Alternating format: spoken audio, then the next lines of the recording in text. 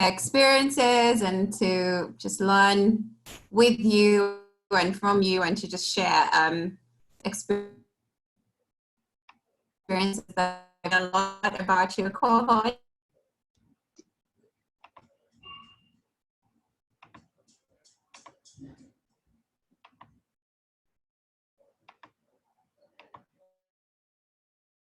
About things that you're going to do was pertinent, especially working in the development space. I think that one of the things that a lot of people I've interacted with, people I've done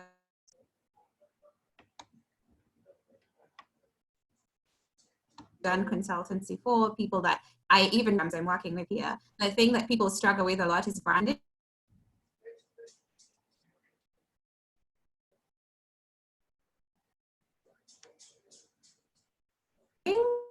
Funding, and how perhaps we could run through this, because as a fledgling entrepreneur or as a fledgling social innovator, one of the key things that you need to do is create a name and create a product that's going to be etched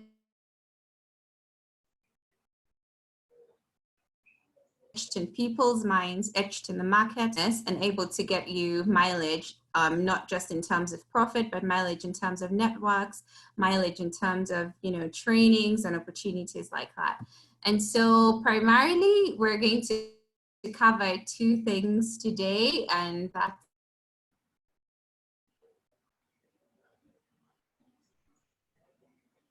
branding enterprise. And I'll just basically be giving us a run through how do we respond particularly to USAID calls for funding. So I've worked in the USAID system for a while and have tons of money even for social enterprises. So grants typically range from anywhere between $1,000 upwards to hundreds of millions of dollars. And I think that at this point, you're very well poised funding U.S. embassies and U.S. missions, and, you know, different U.S. government agencies like CDC, like the Department of Defense. So there are different agencies that have money. And I think that it would be to see how to respond to the calls for funding, because you're eligible. And I think you have amazing ideas that you're working on, amazing products that you're working on, and they're going to be impactful to the people in your community, something that you should be thinking about and also positioning yourself about. And primarily why I wanted to delve into USAID, not because I've written bids for, you know, bigger funding from Congress, but it's the most stringent. If you can master and carve a niche for yourself in winning USAID projects or bids, it's going to be easier for you to get funding. It'll be easier for you to get other funding from other sources. So I think that primarily, if you can master how to navigate the USAID bid process, then you can be able to apply for anything ranging from DFID to Bill and Melinda Gates Foundation to Ford Foundation, you name it. So we'll just start with branding. So recently, I went to see a counselor, and we were having a conversation, and one of the things that came out was, you know, he was telling me that, as you know, I'm in the process of thinking about starting family, or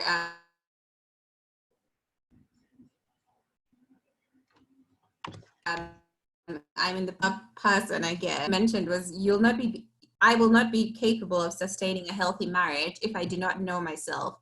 And when I was thinking of the conversation that I was going to have with you guys today, I thought, oh, that's very, you know, it's like a light bulb just lit in my head. And I thought, you know, it's not just in your personal life, even as a business or as a social enterprise or as an individual, you must establish, you must have a vision of who you are, and you must cement your identity it will help you predetermine many things about yourself and what you do. Your objectives, it will set apart the area that you want to work in, your niche, the audiences or the customers or the stakeholders that you want to engage with, and also just your day-to-day operations, how you do things, which vendors you use, which suppliers you source, because that encompasses who you are, and who you are is going to determine your values, your mission, just your broad overall identity. And so when you're starting your social innovation or your social enterprise, you're at the start of a journey towards establishing a brand. And a brand is just typically what comes to mind when people think of your organization. So, for example, I work with USAID here and think of USAID. They associate, in particular in the context of East Africa, they associate USAID with, you know, democracy and human rights. They associate USAID with health and education and social funding for a lot of the, you know, issues that we have in this particular space. They associate USAID with humanitarian aid. And so as a social enterprise, if, for example, you're working on gender-based violence in your community, what do people associate your brand with? Do they associate it with, advocacy for girls? Do they associate it with economic empowerment for youth? What do they associate your brand with? So a brand is just basically what comes from organization, and your brand will evolve over time as things happen, as the economy changes, as, you know, the geopolitical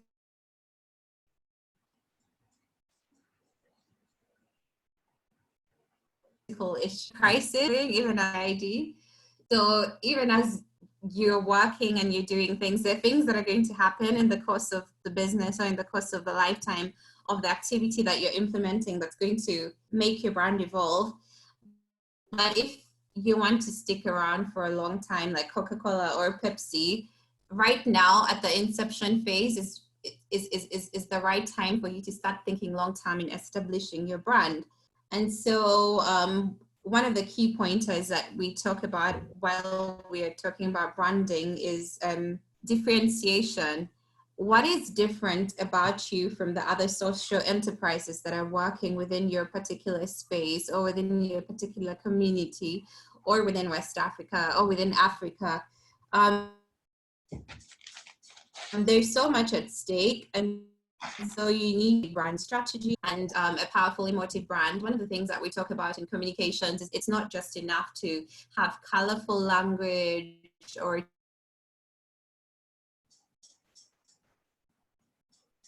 write text. That's, you know, the information that you create in communications has to appeal to people's hearts. It has to appeal to people's minds so that they're able to take action. The information that you give out is not just something that you dispense so that it doesn't get action. You need to get action from people. And so even in building your brand, of course, you need to have a differentiator, something that's going to set you apart. But then your brand has to appeal to people's hearts and minds. It has to be emotive, and you need to clearly show that you're fulfilling a need in your community and you're doing it differently from everybody else. So I know that in your work, as you've already started out, it's not easy, and that you need to find a very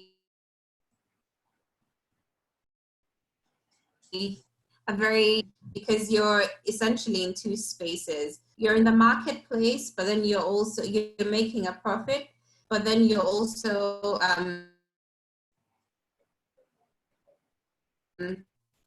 meeting the needs of the making a profit.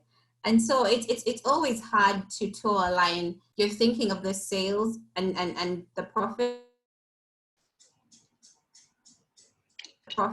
but then you're also thinking benefit and the social impact that you have to make.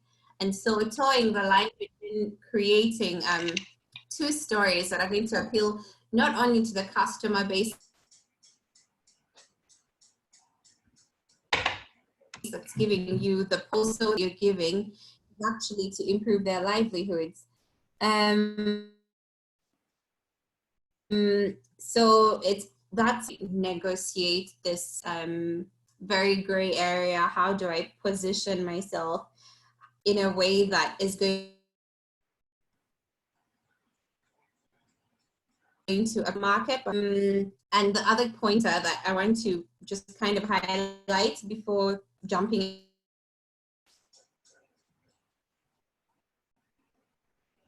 into what we're going to discuss today is the biggest mistake from the beginning is to ignore branding. I know that it's very important to set up systems, ensure you have QuickBooks for your accountants, ensure you have, you know, your operations running, ensure you have all these other things running. And many times people neglect branding, and yet the branding is the heart. I feel like it's the head, it's the spark of the work that you're doing. And so investing in branding is something that many organizations and many individuals in development typically tend to ignore and to avoid from the beginning. So investing in branding and putting time and thought into the branding process as you start, as you're at the inception phase, or even just in the beginning stages of your social enterprise is very, very essential.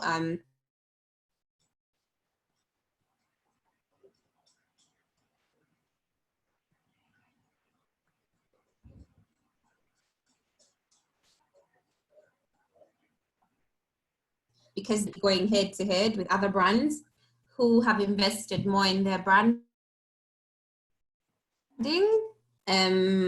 and then consumers, the people that you will be targeting in the market space, will be comparing those people that have invested more into their branding, this impact, but then your brand is not resonating. And so that's something that has to be at the back of your mind. In as much as you're trying to create social impact, you also need to make the profits to be able to make the social enterprise keep running. There has to be sustainability, there has to be growth, there has to be accountability for the resources that your clientele or the community that you're serving are supporting you with. So I think what I like to highlight to many people is that having a higher purpose gives you an authentic story that consumers can connect with. And so your brand proposition, of course, as I mentioned earlier, has to be differentiated from those of the same businesses or similar businesses working within the same space. And so being able to create a unique identity will create a brand that is strong, that is to be reckoned with. So the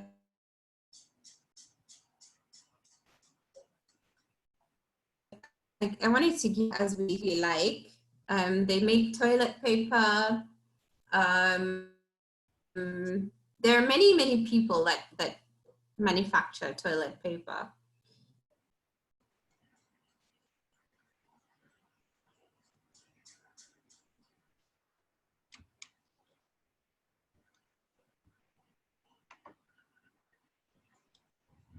Hello, Sarah, can you hear me? Hello, Sarah. Hello. Hello, Sarah.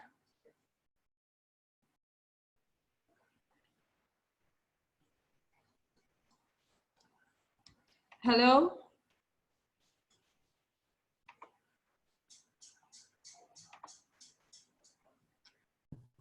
Hello. Hello, Sarah.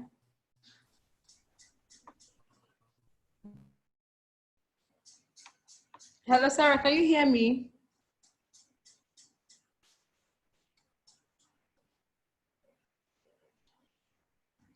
Hello, Sarah, can you hear me? Hello. Can you hear me now? Oh, yeah, yes, I can hear you. I think your network keeps tripping off and on, so we keep losing you and getting you back. So I don't know if there's a way you could try adjusting your connection. Okay, just give me a second. Let me just change the network. Can you hear me now though? Yes, we're hearing you now clearly. Okay. So I was talking about this brand. They're a social enterprise. They make toilet paper. They're based in the UK, but now they've diversified and they're in different countries around the world. And so, as we get into the nitty gritties of branding, I just want to highlight a few things. So, first of all, their brand name, Who Gives a Crap, is, you know, their company name. And their identifier is that 50% of the profits that they make helps to build toilets around the world for people that don't have toilets, that don't have access to proper sanitation, to proper water and sanitation facilities. And then the other thing that they do is the toilet paper is not made from trees, you know, they use recycled materials to make the toilet paper. And so with this, they're shooting very many birds with one stone. They're showing their eco-sustainability because they're not partaking in any environmental degradation. That's a huge, huge, huge thing now with, you know, the whole climate change movement. How do we, you know, protect our natural resources? So any brand that's putting eco-sustainability at the forefront of what they do, of course, it's going to be a tick with clientele, it's going to be a tick with donors, it's going to be a tick on very many fronts. And then the fact that half of the money that they make goes back to the communities around the world to build toilets. And so that's what those are a few good things that comes out about their brand, which I think is a great example for very many social enterprises. Give people a catchy name. That's your unique identifier. You know, it's not soft silk or I don't know what they name toilet paper these days, but who gives a crap?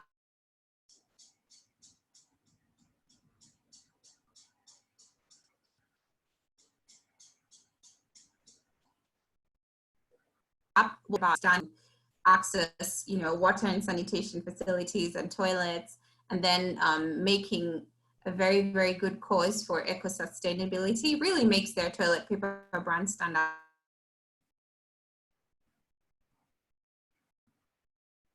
And they're doing it, they're one of the social enterprises that's growing really, really fast in the world. So I wanted to use them as an example as we get down into, you know, what branding is, how do we go about the whole branding process.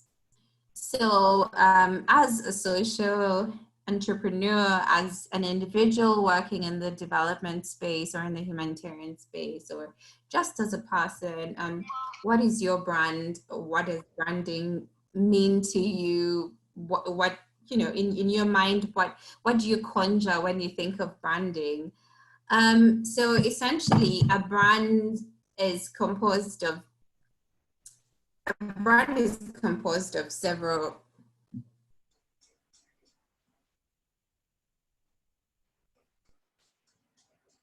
items, or in the name of your company, you know, if you're running a consulting firm, the name of your consulting firm, your logo, how people think about your organization, your identity as a company, and essentially what you do.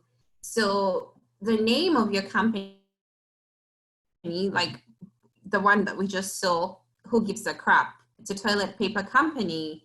The logo is a unique identifier. If you saw the Nike logo without the word Nike, I'm sure that all of us here can say, oh, that's Nike, or that's Puma, or that's Coca-Cola, or this is McDonald's.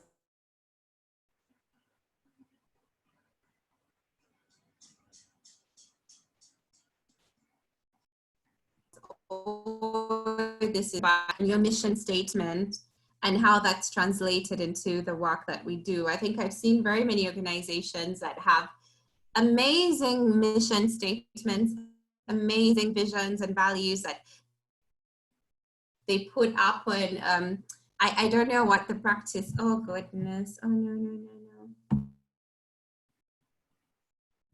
Can you hear me? Hello? Are you able to hear me? Yeah, it's going off and on.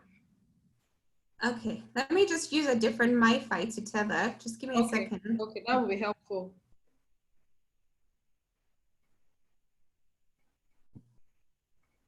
Okay, just a second.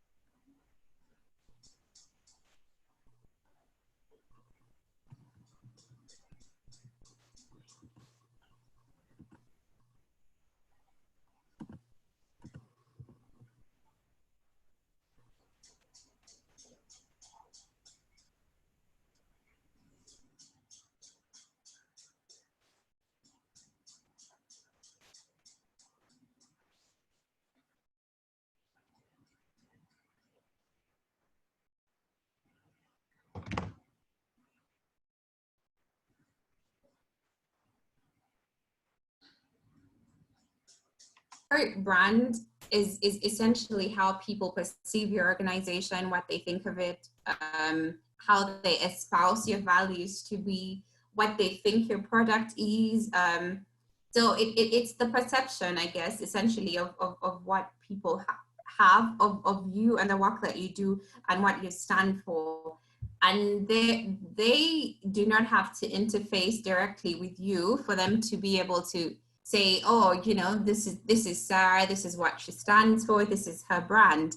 So it comes from the small things for a social enterprise, for a development organization, for even just an individual in development. It comes from things like your name of the of the business or of the company, your logo, your mission statement, your values, you know, your identity and the way that you carry yourself in the community or in just the business space that you're working with, and the work that you do, what essentially it is that you're implementing. So these things communicate a lot about who you are, and that's your brand, and that's how people perceive you and perceive the work that you do. So even as you're going on this journey and you're starting to navigate the spaces and thinking of, you know, what do I want to do this year? What do I want to do next year? Maybe in the next 5 years. Things that you need to start thinking about are, if you haven't already named your organization, if you've not drafted your logo, if you've not done assessments, maybe to ask your clients or to ask the people that you serve in the communities what they think of your organization. Those are things that you need to start thinking about. But the good news and the good thing is that you can always rebrand. Organizations are always rebranding if the space and the time that they're in is not fitting or aligning with their values in that particular space and time, or if it's not aligning with the communities that they're serving with the different audiences that they're working with. People always rebrand, they always change names. So that's something that you need to think about. So that's what a brand essentially is. So as you're navigating and molding your brand, when you're building your brand, the things that you need to think about as you go through this process and as you come up with your brand and your brand name and your brand identity, what does your organization do? If you can explain what your organization does in a sentence or two, those words will be able to feed directly into your brand values. What shorthand associations do you want people to have when they think about your business? Is I like to think that this always narrows down. You know, sometimes you want to achieve so many things and you have all these broad visions. Okay, I want to make 2 million naira in 2 years. I want to reach 50,000 women with this product. I want to improve economic livelihoods for this community. I want to get the, you know, the local leaders to do. You have so many things that you want to achieve, and it becomes very hard for you to be able to sort of circumvent and narrow down what you want your brand identifier to be, because your tentacles are spread in so many areas and you don't have a clear focus. So as you're navigating and molding your brand, start to think, can I explain what my organization does in one sentence or two? Can you narrow down what it is that you do in a very brief, just making it very brief and very concise, because then that will start to help you think and to navigate, feed into your brand values, what associations, to help you to think about, okay, if I'm to summarize all the incredible things that I'm doing, all the amazing things that I'm doing, I need to shrink them down to 1 or 2 sentences. Because the irony and the very sad thing is that in the world that we're living in today, people have a very low attention span. People want you to be brief and to the point. When you're going to a funder to pitch, when you're going to a business to pitch, whatever it is that you're going to do, whether it's networking, whether it's looking for a new business, whether it's looking for any opportunity to expand and to grow, the one thing that people do not have is a lot of time to sit there and listen to you for 30 minutes babbling on about what you do.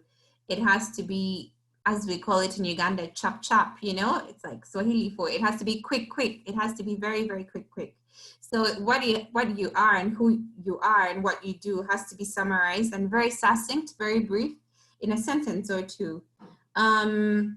So how people will perceive you and perceive your company is your most consistent marketing tool.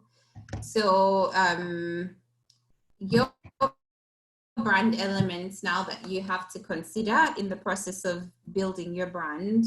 The first thing that you have to think about while you're setting up and as you're navigating and going around the process of what is my brand, what am I setting up, what do I want to do?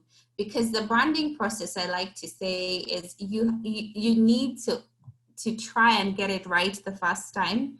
The process of rebranding in the future will be very costly for you. It will be very time consuming. It will consume a lot of your resources as well. So the earlier the better for you to get branding and to get your brand right the first time. So the brand elements that you need to consider while setting up your brand, the first thing is your audience. Your brand will speak to an intended audience, the people that you're targeting. The work that you do is not targeting everybody. There's specific people that you're targeting. Is it if you have a fashion-led business, the things that you're targeting, the people that you're targeting, for example, are, you know, the tailors, they're the people that sell the fabric. You're targeting, you know, the revenue authority, because they if you're importing maybe fabrics from China, you're importing some inputs from China, those are people that you're dealing with on a day-to-day basis. You're targeting the media, maybe they're fashion journalists that you want to acquaint with your work. And so your brand speaks to people or stakeholders that are relevant to your brand. So what values or associations do you think your customers will be attracted to? So the thing that you need to clearly think about is, who are my intended audiences? You can't say the general public. It's all well and great if people get to know your product, but you have to have what we call primary audiences. And those are people without whom you cannot operate. Those are people that support the day-to-day running of your organization and your work in development. So if it's the government, if it's the local tax authority, if it's the governor's office, if it's the, you know, the fabric sellers, you need to think of who your primary audiences are. And then also in terms of audience, also the thing that I want you to think about is your competitors. In development, unfortunately, I like to say the development space and the humanitarian space has a lot of catty behavior, because there's, so even as a social innovator, who are the people in your space? Who are people that are similar to you? What are they doing? You need to have researched them, because they also, oh no, the internet.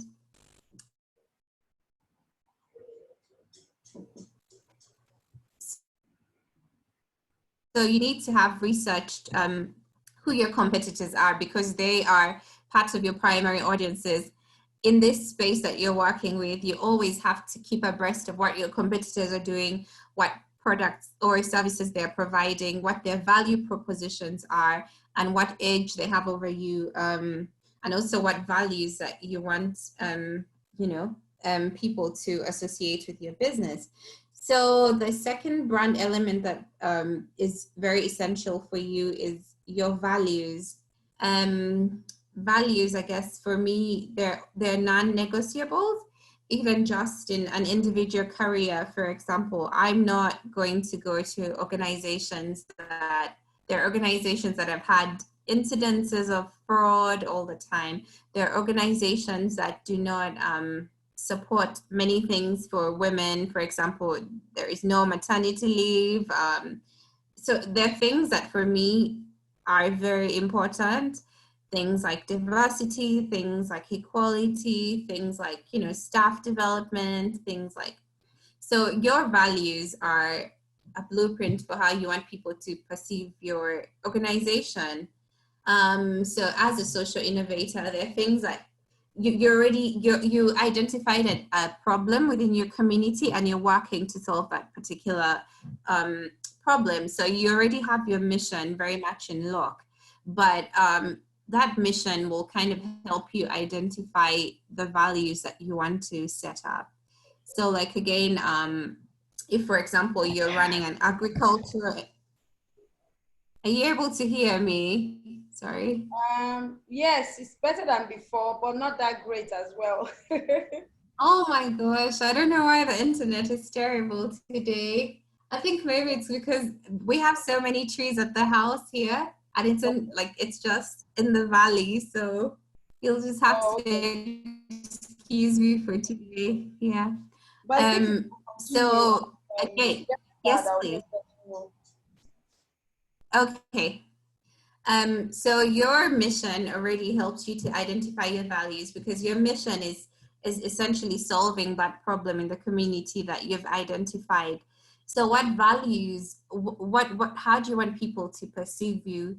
Do you want to be seen as a charitable organization? Do you want to be seen as an organization that values the rights and equality of women? Do you want to be seen as an organization that's about empowering people to have, economic independence? Do you want to be seen as an organization that's very dedicated to issues of democracy? You're lobbying for people to be elected in your community. So what values do you want people to associate with your business? Do you want to be seen as an entity that's, very keen on fairness, on equality? Do you want to be seen as a business that's very keen on issues of environmental protection? So your values are essentially come from a viewpoint of how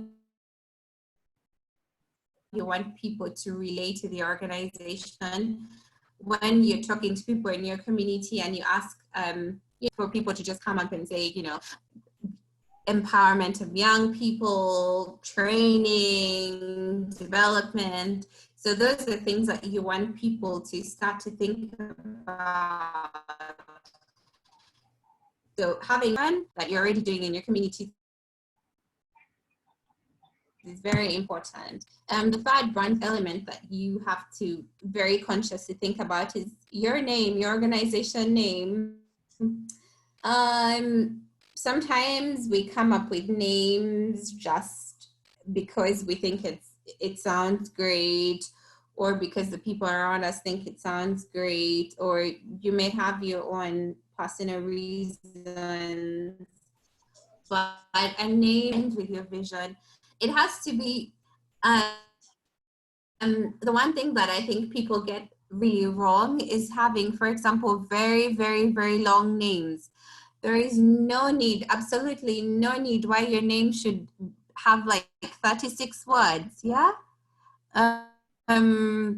It's like some of the churches here in Uganda. We have some very interesting churches. It's like we have some very interesting churches here in Uganda, and they'll call a church maybe Holy Ghost Fire Anointed Ministries of Healing, and you know, it just goes on and on and on. A name has to be very brief, very, very brief, very memorable, very tangible, very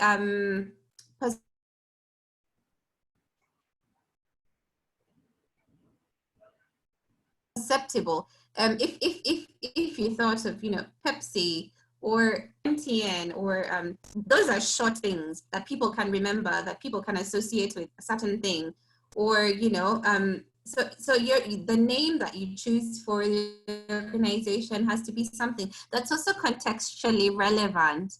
You're not going to come to my village and call your organization Manchester. The people in my community, apart from the soccer club, they have no association with Manchester. So the name that you choose has to be contextually relevant to the people within your community, to your audience group that you're targeting. And that makes it very relevant. But also in saying that, I would like to also put a disclaimer that if you have a broader plan for expansion, maybe in 5 years you want to be a global brand, then your name also has to be a differentiator, but it also has to have identity. I like brands that have, I can always look at this brand, it's a global brand now, but you know, oh, okay, this brand has its identity in Nigeria. That's its differentiator from another brand that comes from India, or another brand that comes from, say, the US. And so a name has to be something that's, you know, thought of very, very much in depth and not just a spur of the moment thing. And so in saying that, what's in a good brand name? I just want to highlight a few things that, you know, a good brand name should have and must have. It has to be meaningful. It communicates your brand essence. Somebody has to, you know, project an image. It has to have an emotional connection. Like I mentioned, it's very important to capture the hearts and minds of people. And so the name that you choose has to be meaningful. It has to be distinctive, unique. It has to be differentiated from your competitors. It has to be accessible. Like I said, contextually relevant. In your community, for example, you used a name that's in a local dialect. People can easily understand it. They can spell it. It's relatable to them. It's accessible. The other thing, it's protectable. I think this is something that we struggle with, especially as African social innovators. We haven't really, you know, touched on legal issues and trademarking and patenting a lot of the work that we do. So the name that you choose has to be protectable. You can trademark it, you can get the domain. So we have to have a consciousness of, you know, the legal jurisdictions and around the brand names that we choose. Here, for example, in the context of Uganda, generally in East Africa, you can go to the registrar of companies and check if the name has already been registered. Is it something that I can trademark? There are names that can't be trademarked. So you have to choose a name that's protectable, and you might have to run by a legal officer to check whether it's, you know, protectable or not. And then the name has to be future proof.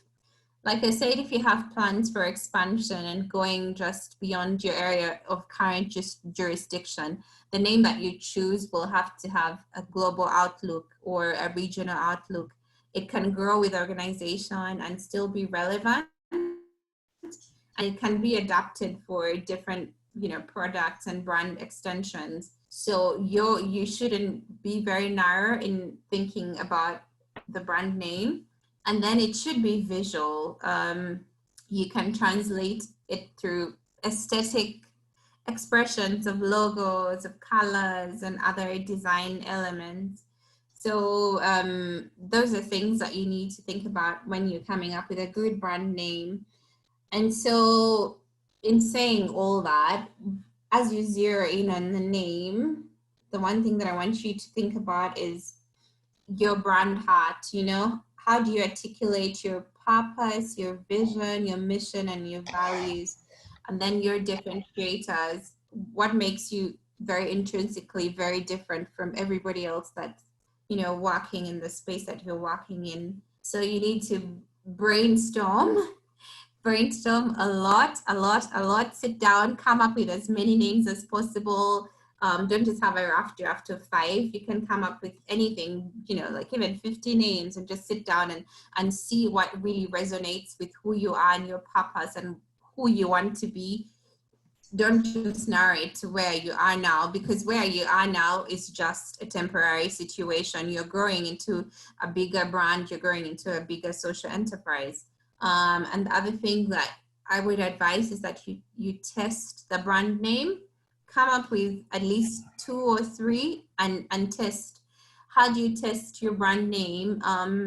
You can create social media pages, for example.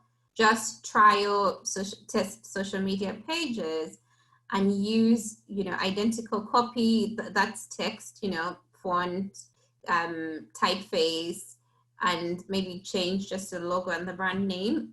And then you can always boost posts on those 2 particular pages that you've created. Try it out for a week and see which page has more engagement in terms of people visiting it, in terms of people giving feedback, in terms of people wanting to interact with your brand. So the one which has more conversions, that is more people that are visiting, more people engaging, is something that resonates. That's empirical evidence for you to see that, you know, this particular brand name has, you know, is resonating more with the people that I'm trying to target. So I just wanted to talk about the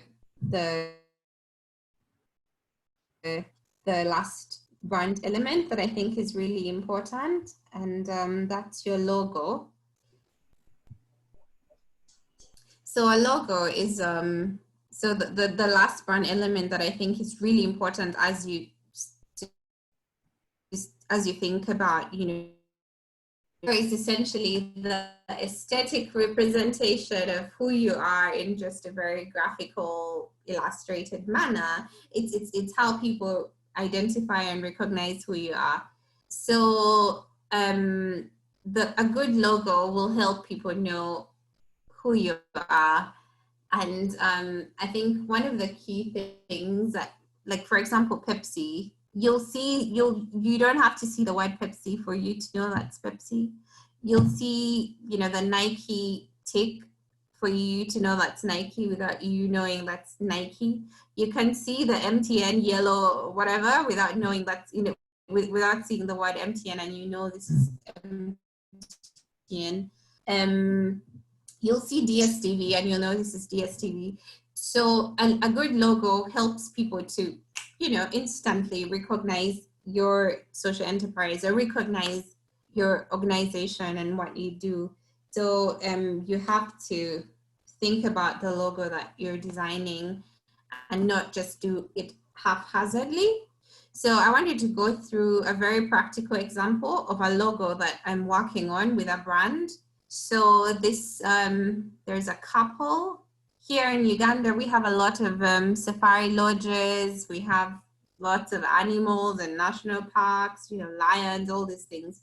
So there's a couple that wants to set up a safari lodge in a relatively, I guess, untapped area.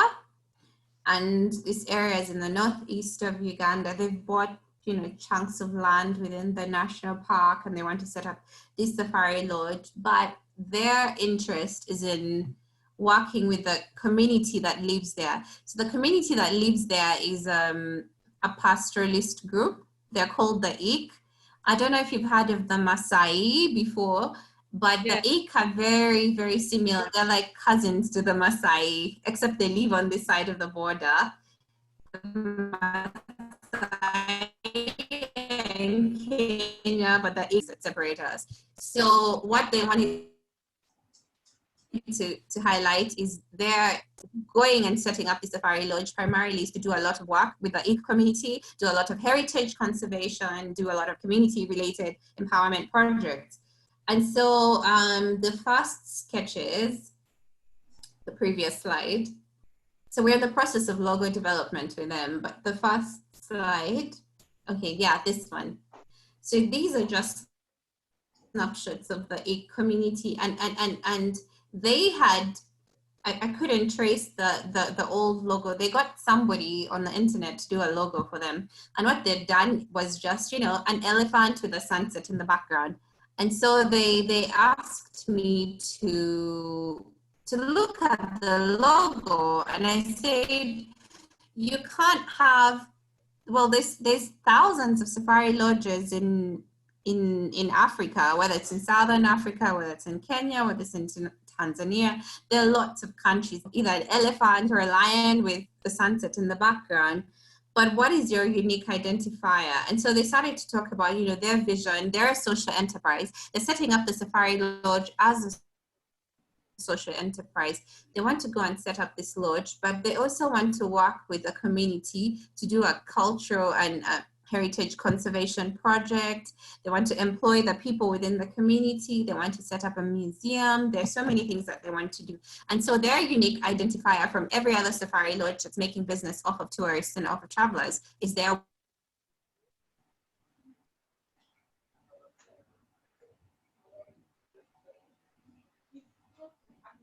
heart. And then we started to come up with, what do the Ik look like? What do they do? Their pastoralists, their all these things. And that's now where the sketches started to come from. You know, there's an Ik child, there's the Ik lady outside their kraal. So we can now move to the second slide. Yes. And so this is kind of where narrowing down and coming to the final versions of the logo. We haven't finalized on it, but it's come down to what they want to do. They want to do conservation work, they want to work with the community, and then they want to, of course, create a place of adventure. They want to create excitement for the tourists and the travelers that come to their lodge. But primarily, they want to work with the community. And so this graphic of, you know, the woman with a spear in the Ik community, these homesteads that are called manyatas. So within the manyatas, there are all these huts where families live, but then there are also kraals where there are animals. And so they have like these women warriors that are kind of like gatekeepers, and they let in other communities, or they exclude people out. So essentially these women warriors are the protectors of the community, and they're gatekeepers, and that's who they wanted to represent, and that's what they wanted to represent. So the community is at the heart of what they do, and as a safari lodge, they want to present, you know, be a source of community empowerment. And so that's just something that I wanted us to get thinking. As you're designing your logo essentially is going to be a representation of your brand for a very, very long time. And the heart of what you do needs to come out in your logo. And so for Mara, which is just starting out and which is just building, you know, itself as a social enterprise, it was important for them to have, you know, the community embedded there, and because they're a social enterprise that's working in the tourism industry, they wanted to highlight that they're not just going there to make money and to displace the populations off of the national park space. They're going there to work with the communities and to empower them. So let's move on to the next. So the other pointers that you need to think about as you think of your brand and how you want to establish your brand and identify your brand is the voice and tone. When you see, for example, Coca-Cola and Pepsi adverts, they're very, very different. I don't know if you have MTN and Airtel do you have MTN and Yes, Airtel? we do. Okay, so here MTN and Airtel have very different ads. The way that they do things is very different. The way that they voice their mission statements and their vision is very different. So I think that's an exercise that I want each of us to go and do to just look at two similar brands, whether it's Pepsi or Coca-Cola, whether it's DSTV at another provider, whether it's MTN and Airtel. Just go and look at the ads, or look at their mission statements, or look at the messaging that they're putting out. You're going to see that the voice and the tone is very different. The voice articulates the values, it articulates what their vision is, and also just ask people around you what their perceptions of those brands are, brands that are similar. So you'll get a sense of brand identifiers. You'll get a sense of what people or what organizations value and what is important to them, because what is important to them is what they translate into their messaging, is what they translate to their consumers. And then the other brand pointer that many people really ignore in organizations are the email signatures. They are a very great source of brand value for you. I know that as a starting social enterprise, you may not be able to set this up, as sometimes you're alone, or you have maybe 2 or 3 people volunteering with you. But for yourself personally, I think that you need to set up an email signature for yourself that identifies who and what you are and what your values are, keeping in mind all the other things that we've talked about. What's in your brand name, what's in your logo, what's in all these things. And then your graphic design and photography. These are very, very, very key elements that people usually ignore. So don't just do things that are haphazard, or because you have a friend at the corner shop who can do some bit of graphics design. Make sure that you get somebody professional, because the way that you represent yourself, it's kind of like sending your CV for a job interview. On Friday, we were interviewing people for my department. And so the first thing that you do when you're shortlisting is have a brief skim through of what people are presenting themselves as.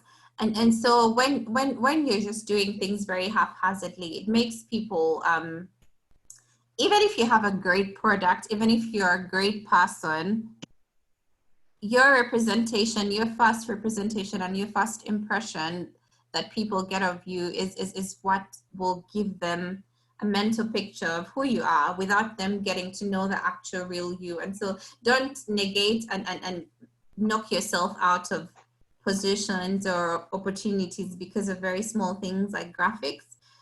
Think of your colors that resonate with people, the feeling that you want to evoke in the people that see your brand identifiers. And then think about things like fonts and typeface. What font sizes are you using? What font types are you going to use? So those are things that are important. They may look small, but they're things that you need to put thought into. So with these few things, branding is very wide, but these are kind of the key elements that should be ruminating within your mind at this point, and start thinking of, what do I need to improve if I've already set it up, or if I haven't yet set it up, what do I need to do to be able to get to a good place with my branding process. So with that, because I know time is running by so fast, I'd like us to just quickly move on to new business development. How do you access USAID funding or other funding sources?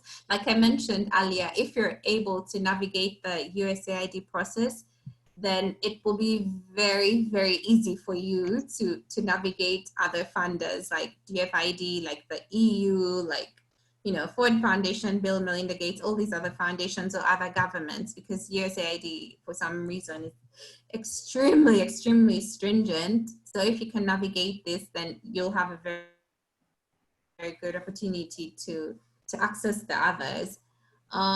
So I think that what a lot of people don't know is that USAID funding is it's very consistent on an annual basis, on a quarterly basis, and it ranges from, small grants to really, really, really large grants.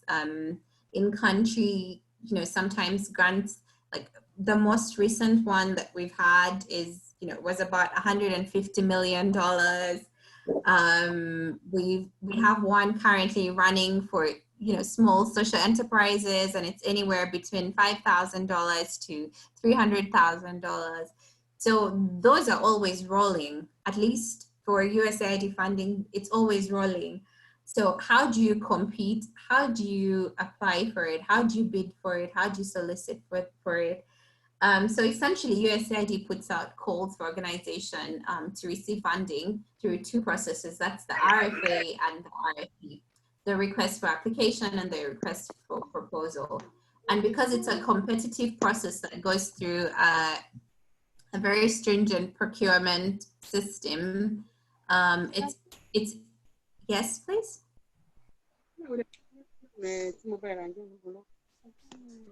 Joy. Oh. Can you hear me?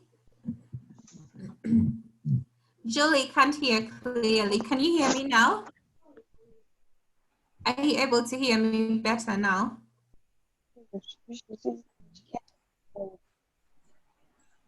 No, it's not better. Okay, is it better? Julie, is this better? Okay. Okay, that's great.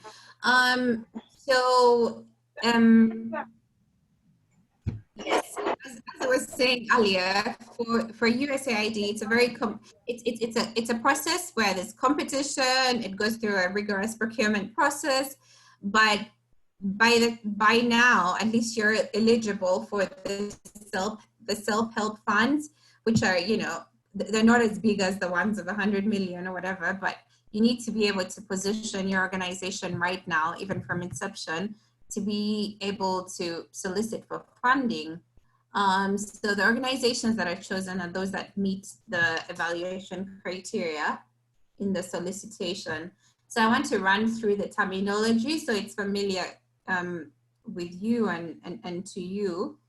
So the request for information is essentially a call for organizations to share technical information mostly. So technical information basically is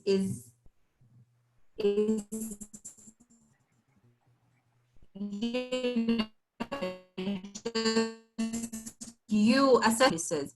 If you say that you're working on gender-based violence within your community, do you, for example, have social workers in your organization? Do you have counselors? Do you have social workers in your organization? Do you have counselors? Are you in touch with health facilities? If, for example, a woman or a girl has been raped, are you able to refer them to a health facility to get PrEP, to get any medical help? So technical information that they ask for in the RFI is just assessing, are you able to provide the minimal services required? Do you have staff that are able to provide those minimal services? So after they've assessed that through the RFI, if they've said, okay, Donors for Africa can train and equip young people because they have, the capacity, they have a database, they have these connections with these groups of young people, they've already done this sort of work, then they send out the request for proposals to you. So the RFP is usually for contracts. And the RFA, which is, so the RFP, the request for proposals, usually for contracts. So there are different mechanisms that USAID has for dishing out money, not dishing out essentially, but for providing funding. So for grants, USAID doesn't really have any involvement in the program implementation. Then cooperative agreements. Cooperative agreements essentially are usually they're usually given out to support some sort of government system.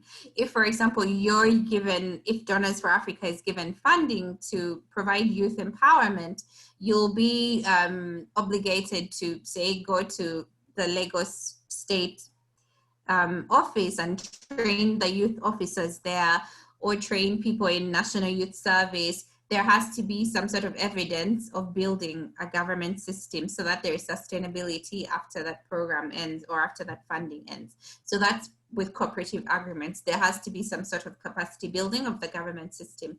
For grants, you're just implementing what you say itself much. And then for contracts, there is a higher contracts are essentially you're given money, but you're given targets as well. It's, you have KPIs. For example, if you're going to have, safe male circumcision, and you're going to, your USAID will give you $1 million and say, okay, within the course of this year, we would like you to have accessed 60,000 men in Lagos and gotten them to go to health facilities to have safe male circumcision. So contracts have, a higher level of control, and you're expected to obtain the results because it's very much dependent on you being able to get those results. So the grant process, going through the grant process,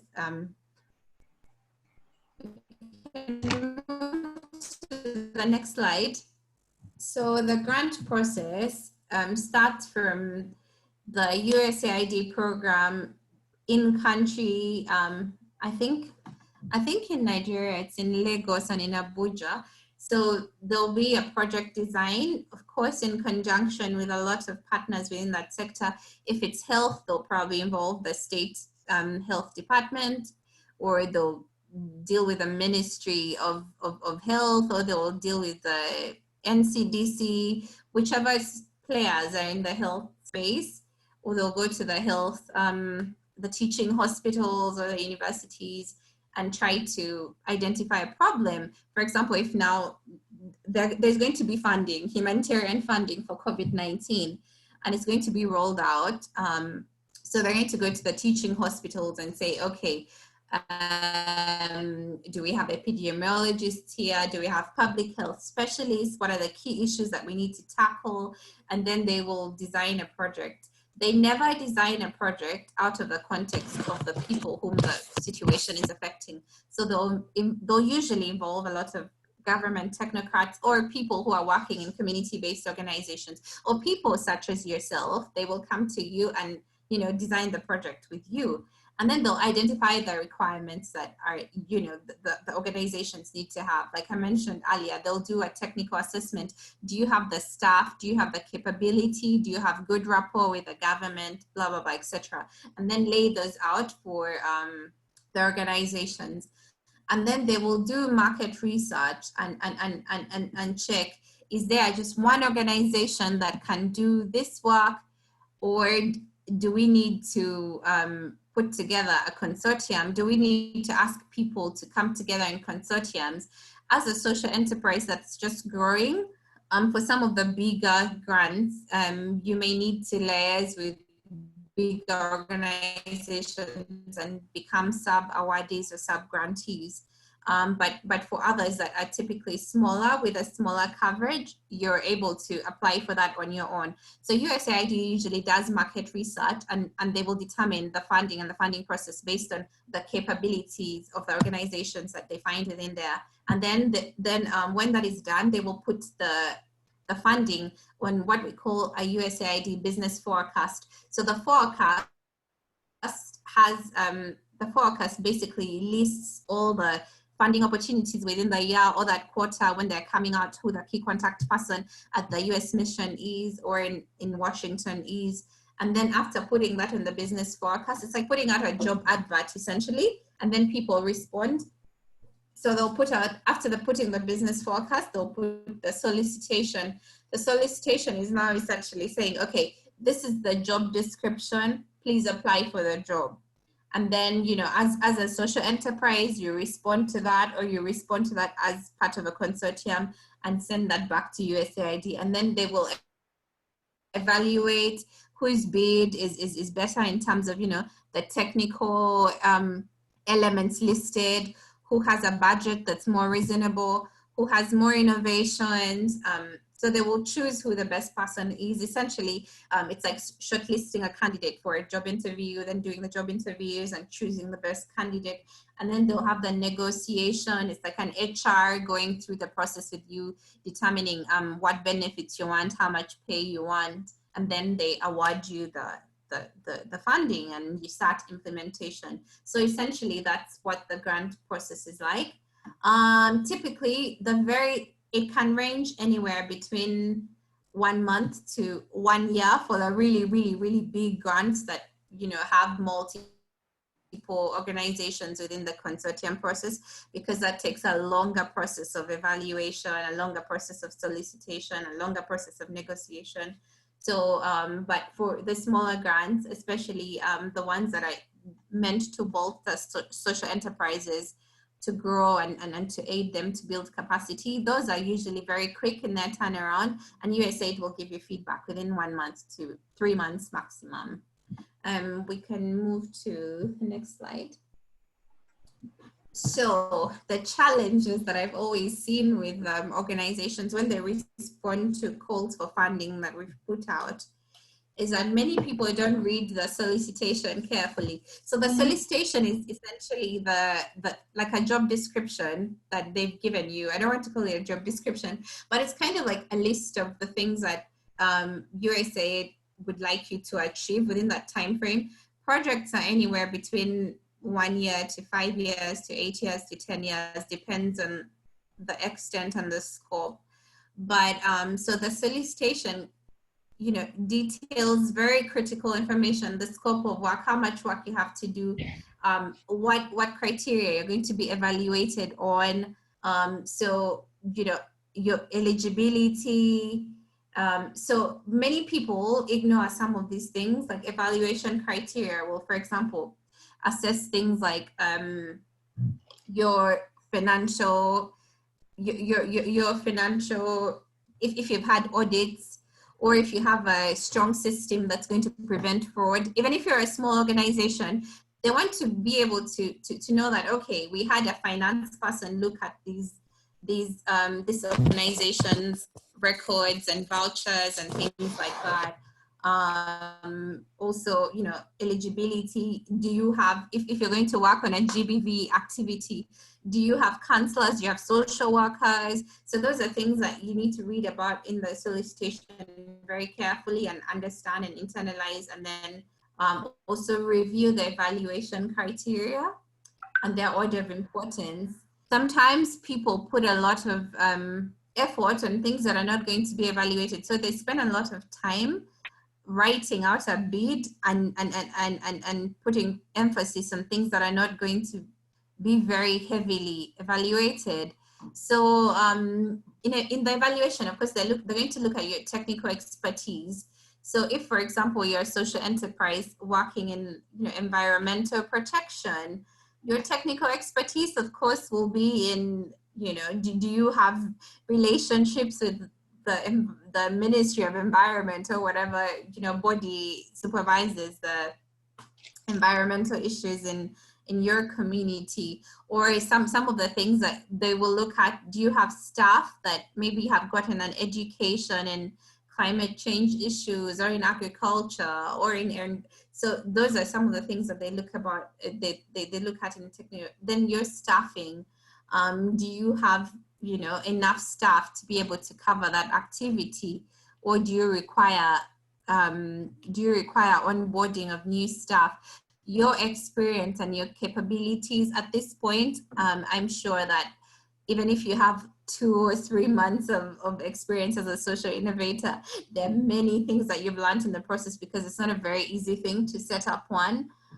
So of course you have experience in mobilizing resources, mobilizing communities, you have experience in leadership, They'll also look at your past performance. Have you gotten, for example, a local government grant that you've implemented? Have you raised some money from, people in your community? Have you used that money to do the work that you needed to do? Then usually when a solicitation is issued, one of the mistakes that people make is not to inquire when you have issues of concern or when there are things that you've not understood. So usually what USAID does is they'll put a point of contact. They'll list a point of contact, and that person is there essentially to guide you and to help you. So you can email them. Usually it's an email contact and they're responsive. Usually all points of contact are very, very responsive. So write to them, ask questions so that you clarify things before you go ahead and you spend time writing and preparing all this documentation, and yet you're just offside and you're doing things that are irrelevant.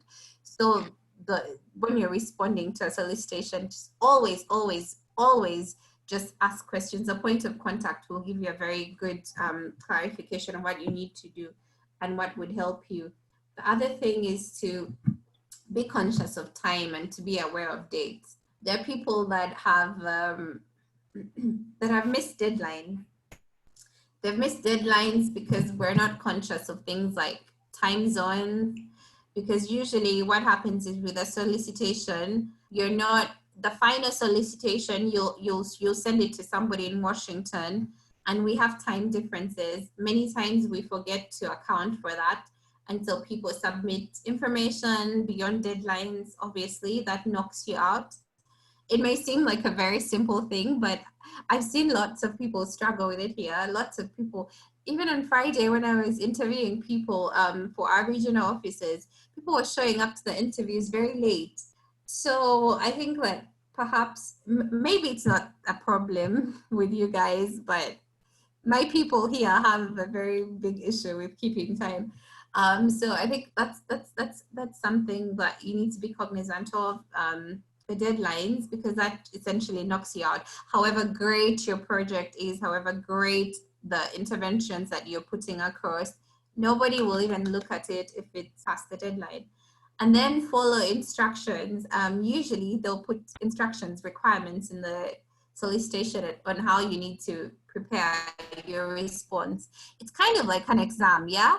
They'll tell you, please do not write on don't give your answers on more than 2 pages.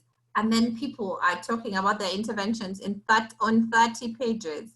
That's not required. That's not asked for. People do not follow instructions. So usually the solicitation will outline some of these things.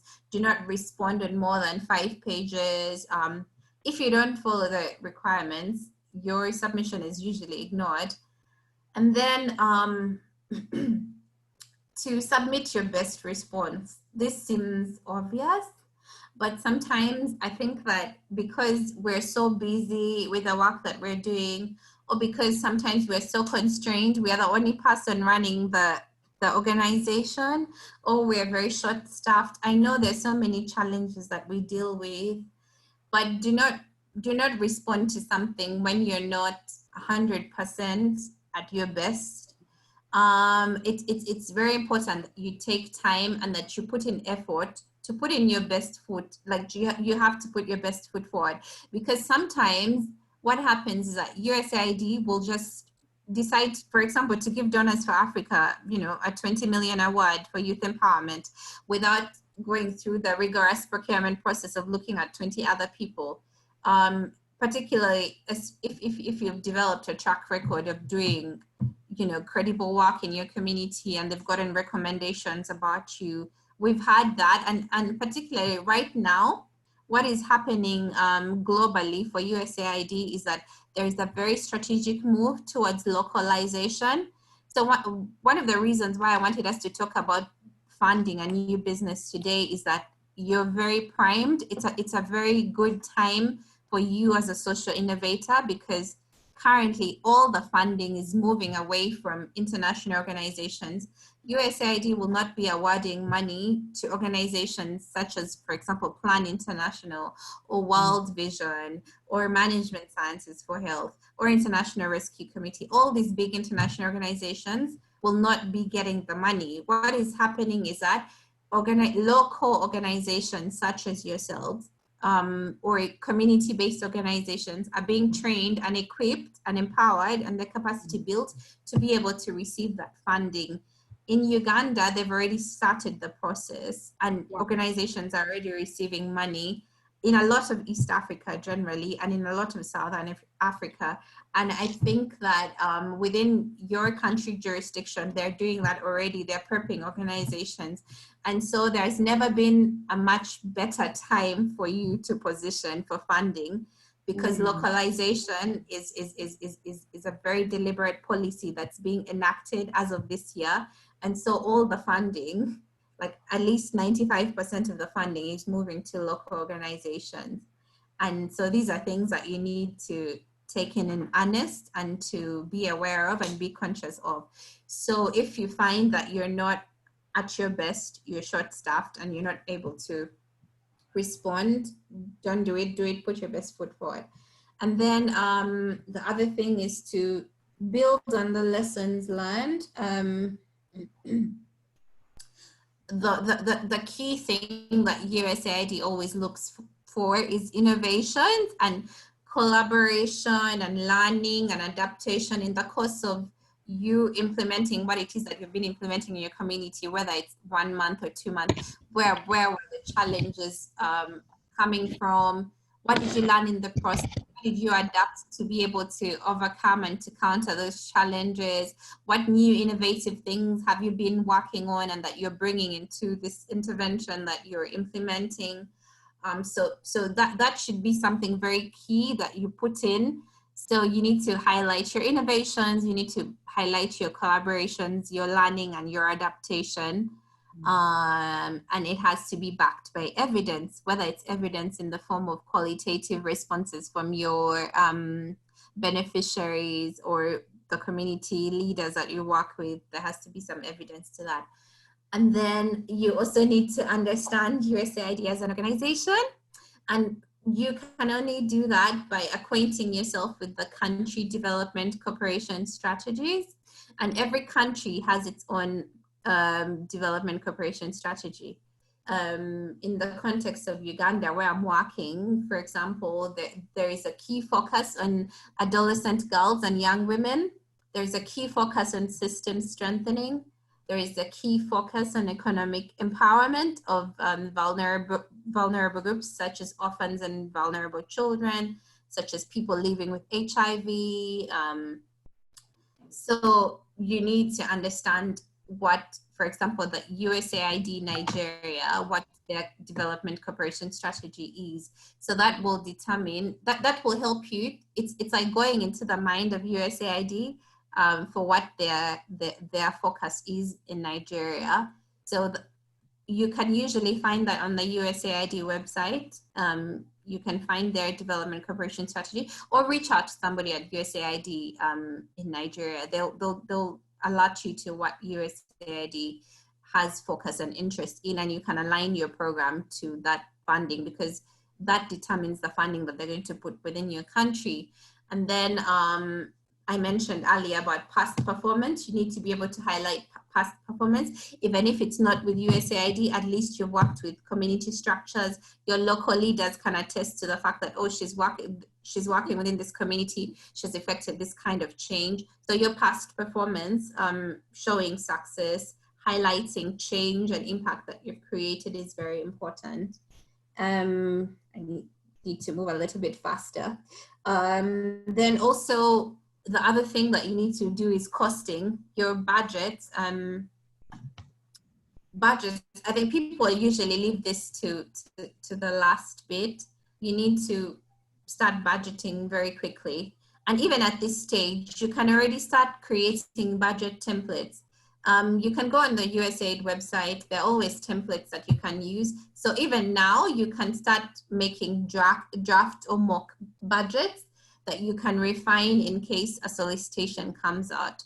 So your budget has to, of course, be a sustainable budget. It has to be a realistic budget that's not overboard, that's not, there are costs that are disallowable. So you need to be very cognizant of those things. So your proposed costs have to be competitive because there are other people that are going to respond to the solicitation. If, for example, you're budgeting and your budget is coming up to, like, say 10 million naira, and there's another organization that's doing that has proposed in their bid that they're going to do the same work for 3 million naira, team to look at that organization that's budgeting lower, even if your technical expertise is much better than them. The other thing that you need to be able to demonstrate is financial soundness and organizational responsibility. That even with the small resources that you've had as a starting organization, you've not engaged in fraud, you've had honesty and integrity in your dealings. So I would advise that you regularly get in. I know that resources are tight when you're starting out as a small organization, but just to network and to leverage on the networks and the connections that you have. I know that within our circles, at least we know somebody who's an accountant or a finance person or an auditor, somebody with some kind of accounting background to come and look over our books and make sure that we're spick and span in that area.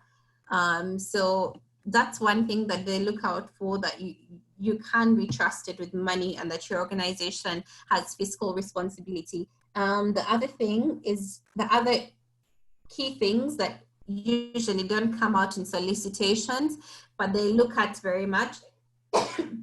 Usually this is not highlighted. I think that sometimes they think that this should be common sense to people, but the thing that the things that they talk about, as they're doing evaluations, which they rarely put in the solicitations, the issue of gender.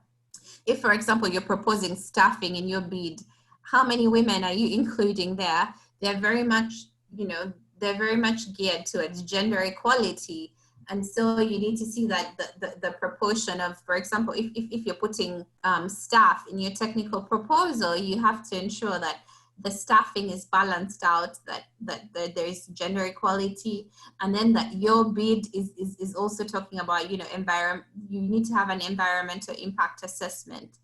If you're an entrepreneur and you're training young women in your community how to tailor and how to maybe do all these entrepreneurial things, what's the environmental impact of that, of your intervention? Are you using up, water resources?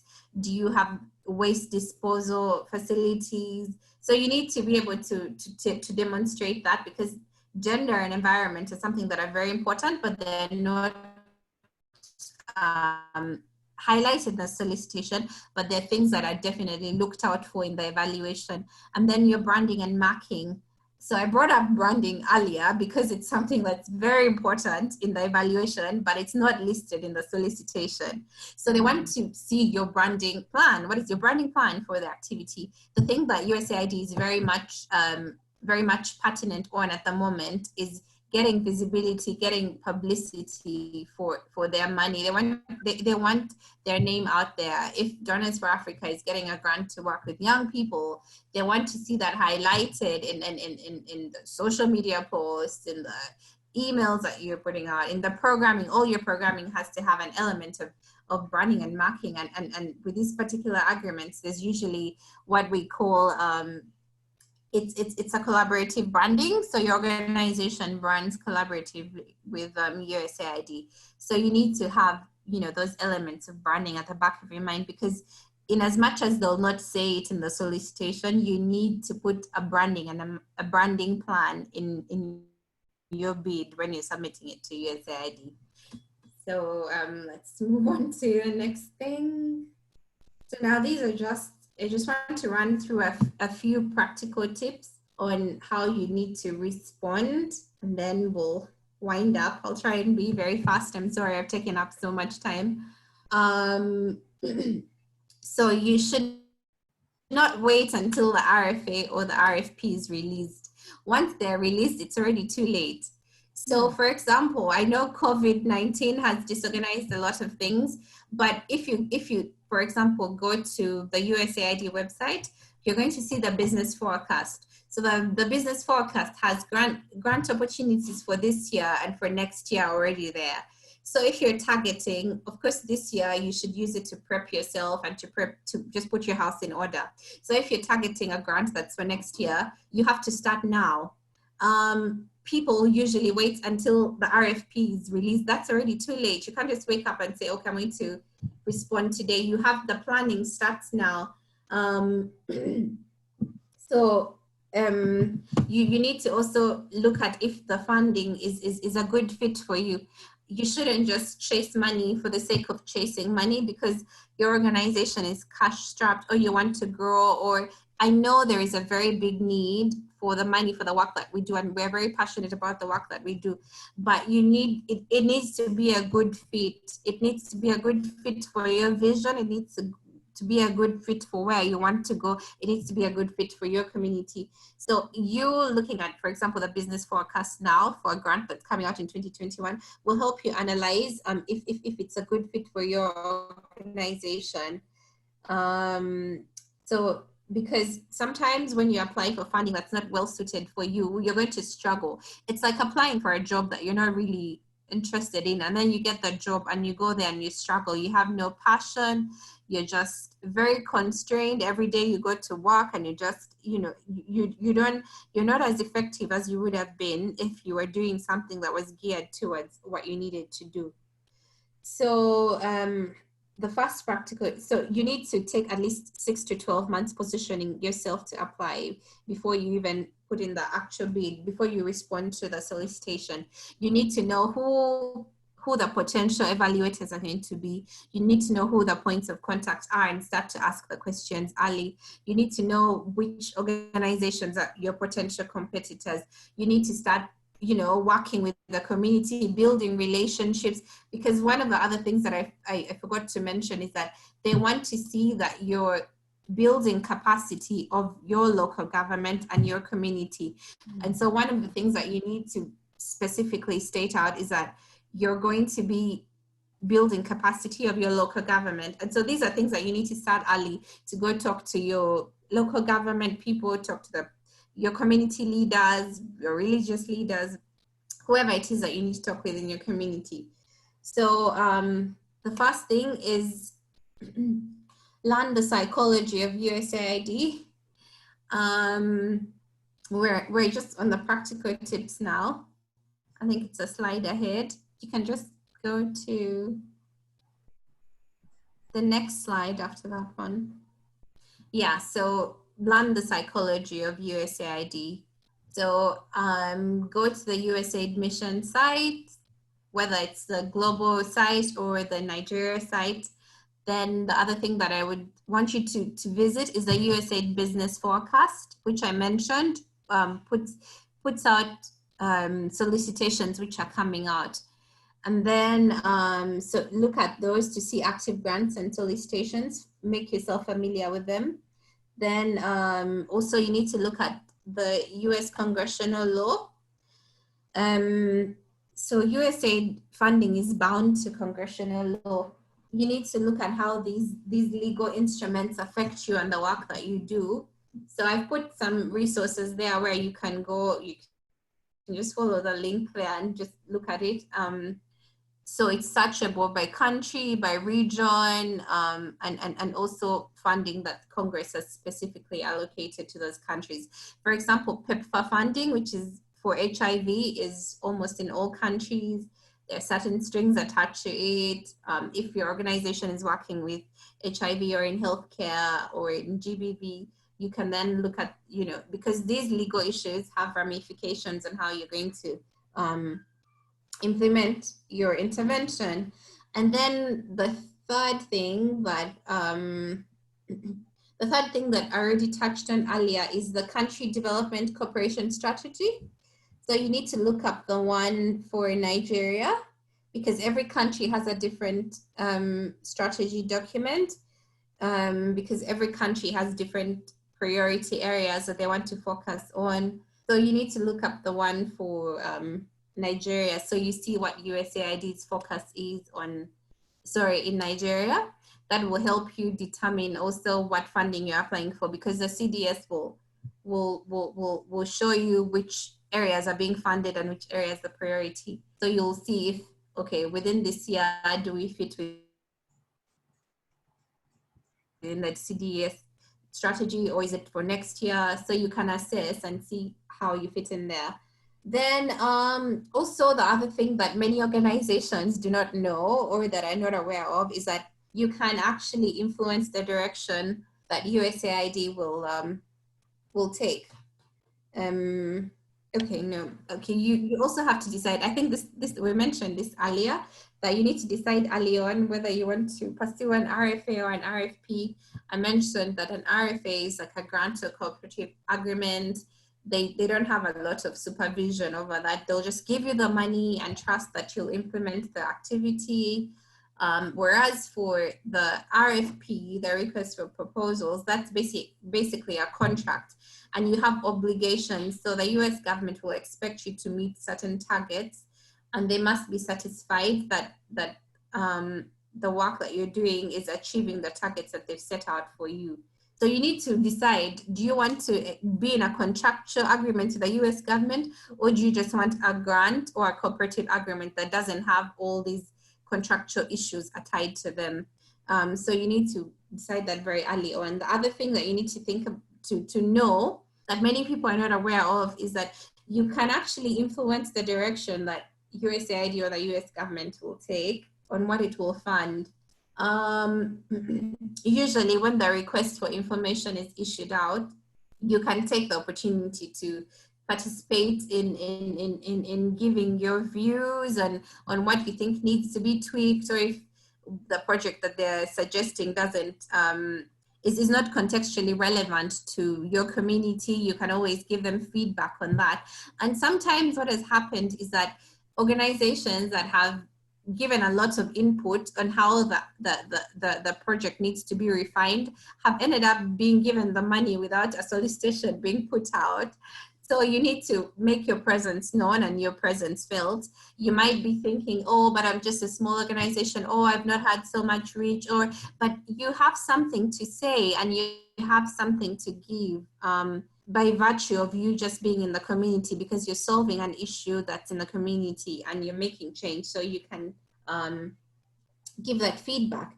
And then you have to assess your readiness to handle USAID funding.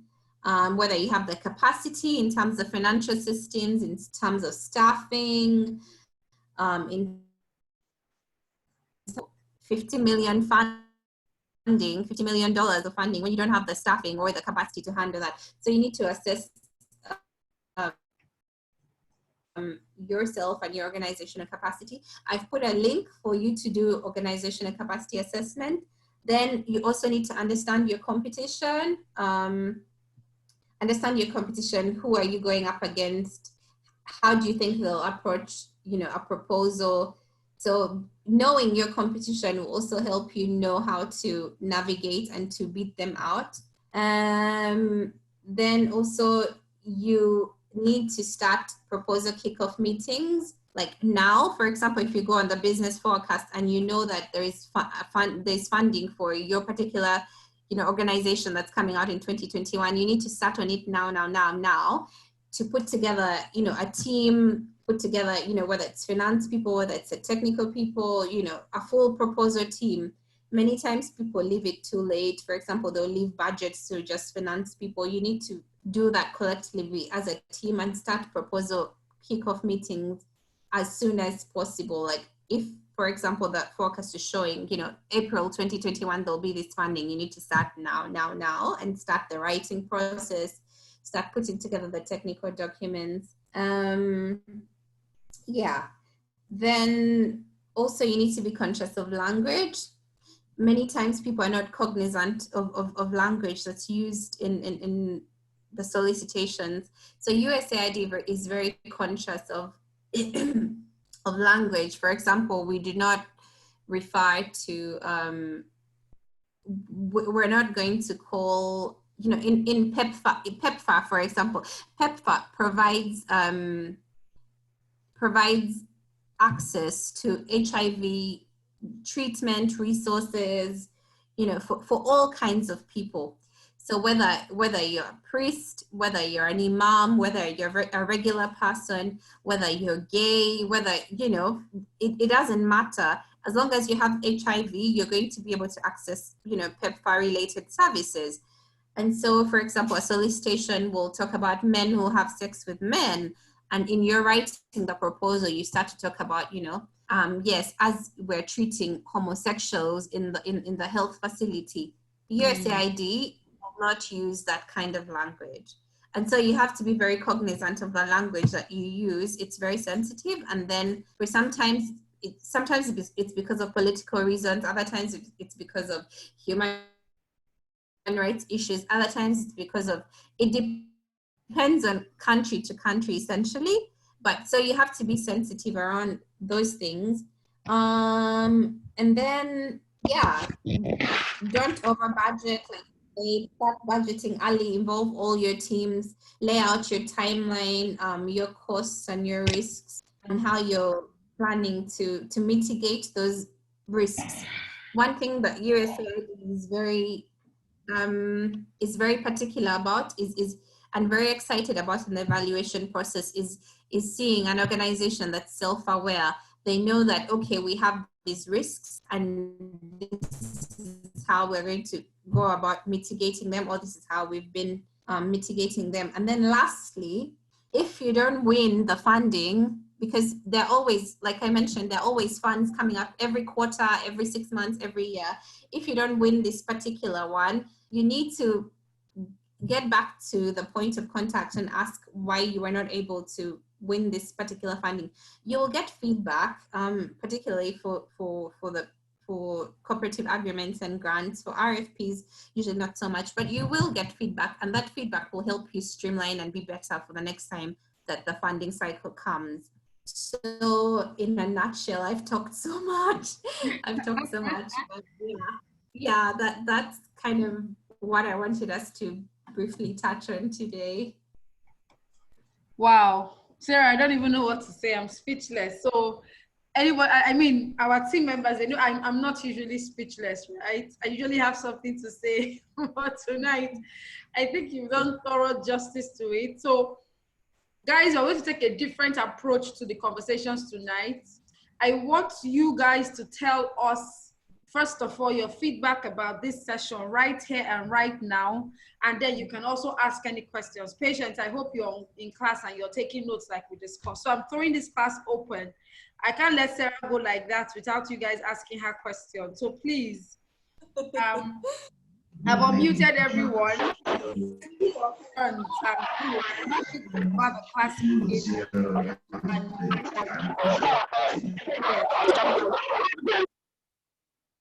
So who is ready to go? You can just signify. You can raise your hands in the chat room and then I will give you room to speak, please. I'm going to call names and I'm going to call you once. Adedolakbo, do you have any questions and what's your feedback for the class now, please?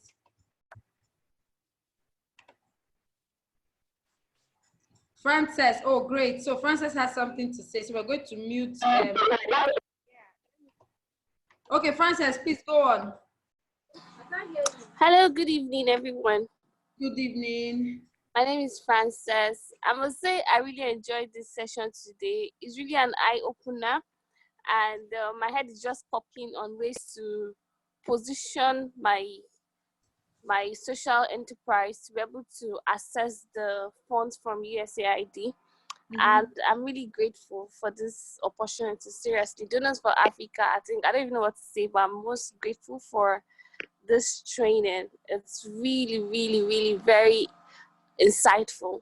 And that's about it. I don't really have a question, but I just pray, because like I've given myself assignments to go to the website and do some research and everything. Maybe that's when I'll be able to have a question. But at the moment, she clearly stated everything, so it's clear for me and the steps I need to take. So I'm just clear, and I just want to say that she really did a very good job, and I really enjoyed the session. Thank you so much. Thank you so much, Frances. Thank you. Okay, who's going next? Yvonne. Good evening, everybody. Oh my gosh, I'm so excited.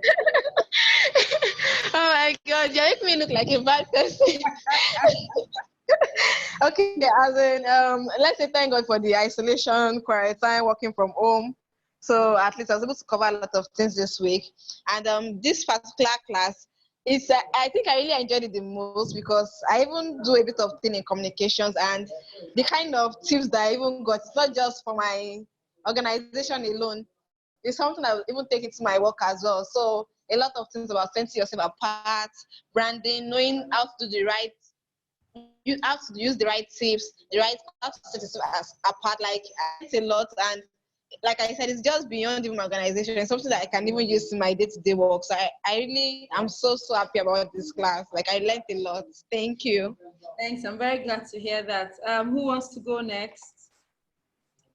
Who is going next? Okay. I need everyone to talk fast. Okay.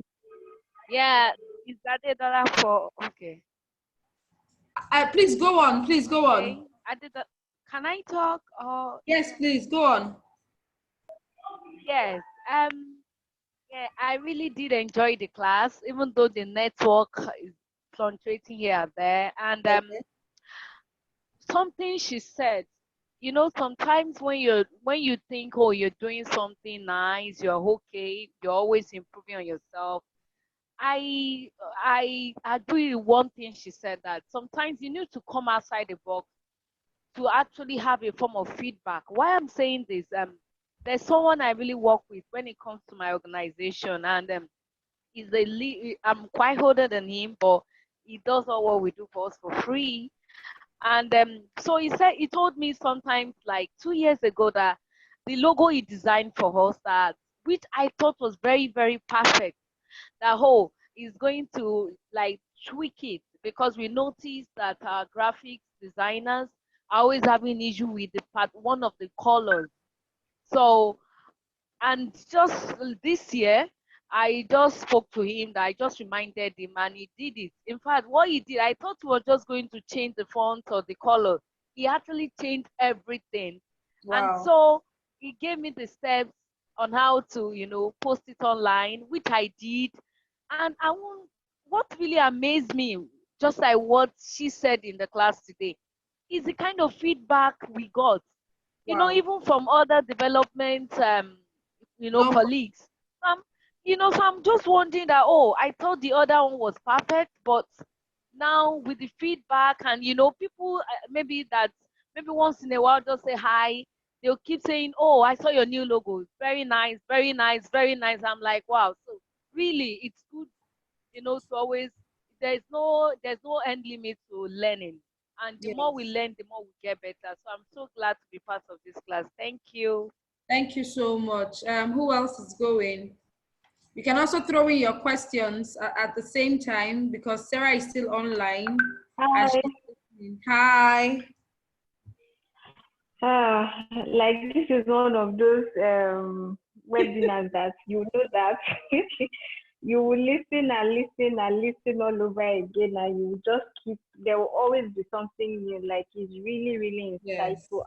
And what really got my attention was the fact that, when I think of USAID grants, I'm like, I beg, no, when I grow up, I will go and start, thinking of doing that. So this webinar actually brought it down for me to say, you know what, there's information. If you actually take your time, it's something that is doable with being consistent and being intentional. Like you're going to actually be able to do. So it gave me that, that prep and that motivation, like, you know what, it's doable and you can, do it. So I'm really, really grateful, Sarah. Like it was just, it's one of those, wow, when you're speechless. So thank you. I'm sure I'll eventually have questions later, but for now, I'm just overwhelmed with, joy mixed with, okay, there's work to be done and all that. So thank you. Yes. Thank you so much, Aisha. Does anyone else want to make a comment, question, feedback on the session? Because she said some very important things, and there's something I've been saying all week. let's use this period of isolation to really now do the work that is expected of us. A lot of people are now available. This is no longer, I'm busy, call me back, I'm busy. Literally everybody I have called this week picked up their phone at the first ring. So I think this is quite a wake-up call for everyone, including ourselves, because we're having our own strategy meeting this week that we're going in. And it's a wake-up call that, look, this is the perfect time for you to start cleaning your house again. Look at your logos like she spoke about. How is it affecting how you are being perceived? She also mentioned something extremely important, establishing relationship with your local organizations or your local government or your state government. So you may need to start thinking, what bodies do I need to go and introduce myself to and, pay a courtesy visit to? A government agency that will endorse the work that I'm doing. We cannot keep working in silos and expect that, we will scale up our impact at any level. So I would just recommend you go back and rewatch this class again and take some thorough points and start reviewing your processes while we are all on isolation. So I don't know if we have any more questions for Sarah. Good evening. Yes, good evening. Hi, this class was amazing. I think it kind of made me think about the bigger picture, I guess, like what I should be looking towards in the next year. And like, I really enjoyed this class, and I'm definitely going to look back and everything. My only question is about establishing the relationships with governing bodies. So my organization deals with sickle cell, and there are many like organizations that deal with sickle cell.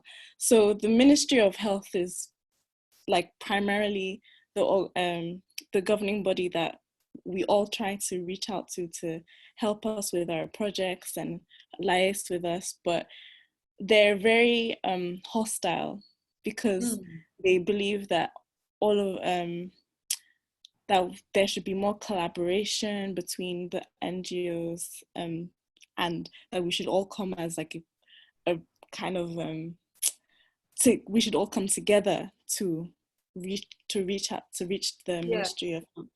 And it's quite difficult to collaborate with NGOs when there's no like directory to know how many there are, and like it's very hard to connect with the governing body. So I just wanted any advice if there's. Okay, guys, Sarah, she's asking a question around collaboration, and if there's anyone else on the call as well who may know about how they can partner or collaborate, especially health-related or non-profits, please also feel free to respond. So I think that the issues of government officers are similar all over Africa, I think.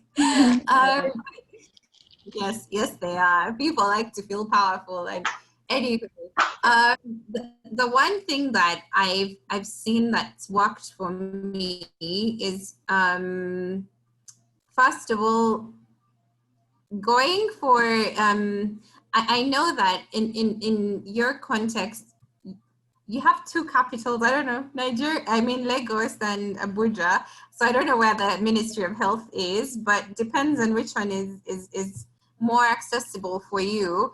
So for example, if there's sickle cell, like maybe there's a national day for sickle cell, blah, blah, blah. I think just go and attend. Usually people relate more to people that they meet face to face than if, for example, you call them over the phone or if you sent an email. So go and make a physical visit and people will see you face to face. It's easier for people to talk to you and to relate with you that way. But then also the other thing is persistence. So if there is a local Ministry of Health event in your community or in your jurisdiction, go there. So with time, it does take time. It's not going to be an overnight thing. It's not as easy as that sometimes for collaborations.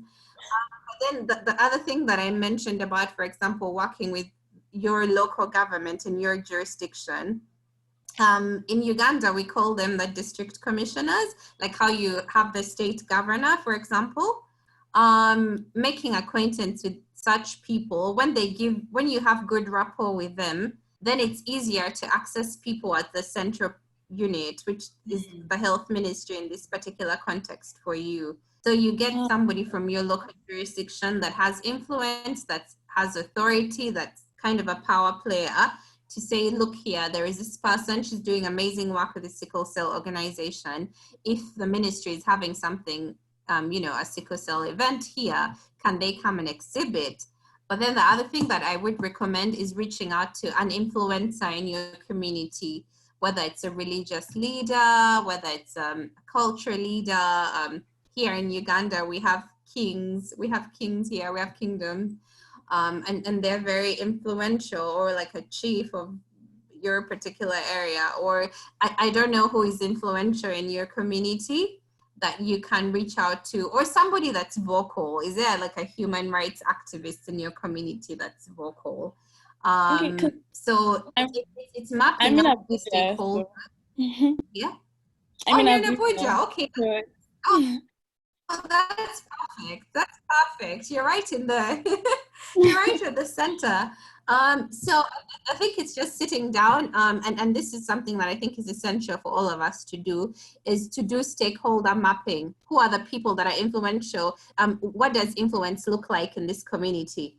Is it the businessman with the 10 shops in this community? Is it the doctor? Is it the state governor? Who is the person of influence here? And then I think that you can approach it from that sense. If the ministry people are being a bit difficult, you need allies. You need allies for you to be able to then penetrate the central unit. That would be my advice. And then use your local influencers in the community where you are. That was so helpful. Thank you so much. Good evening, everyone. Good evening. Thank you, Sarah. Thank you for this meeting. It's great. And in fact, I think I logged in very early to just sit and wait for the class to start. Yes, you did. So, so amazing. My take is that over here in Nigeria, for stakeholders, I have been able to practice to an extent. So I'm going to use an example. I'm from Delta State. So regarding being from Delta, I decided to move from my locality to Delta to see how much of impact I could do on skill acquisition training. Okay. So because I didn't want to stand on my own trying to run on this, I had to meet the government stakeholders. So I've been practical with this to the extent of meeting each local government chairman and then trying to get across to the governor himself. And meeting the governor was me having to even get to the PAM secretary, to the governor himself, and the aides. Now, there are two things that come in play. Most times these people think you're trying to play politics, even if you try to spell it out to them that you're not interested in politics, okay? It's one aspect that everybody, I even had indications of personal secretaries coming to meet me that what is my game on point? Why am I coming to do this in the state?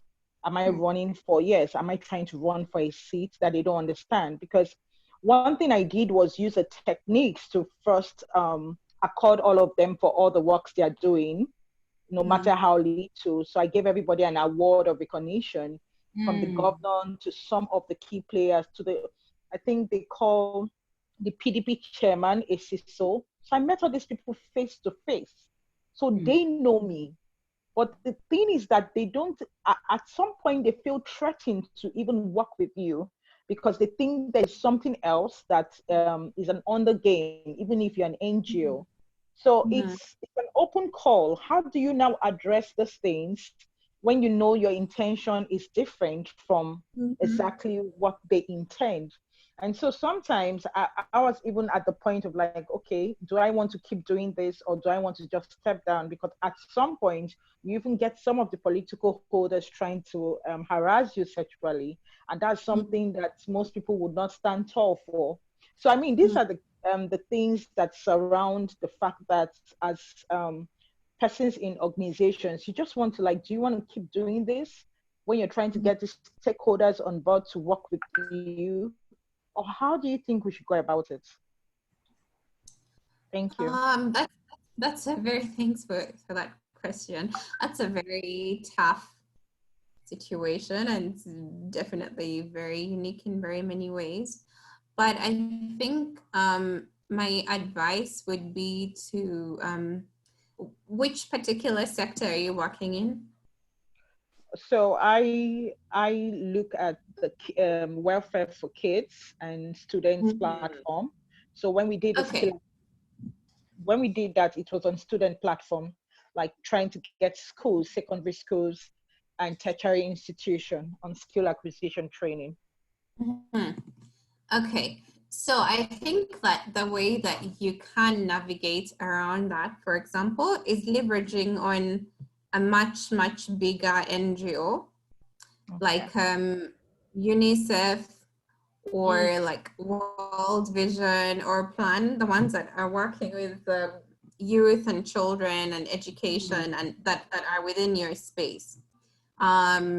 Those are people whose contacts I can look for and share them with Chidi, and she can share them with you. But I think that you can leverage on them. And the other thing that you can pursue is to be a sub-grantee, what we call a sub-grantee or sub-awardee for that particular area.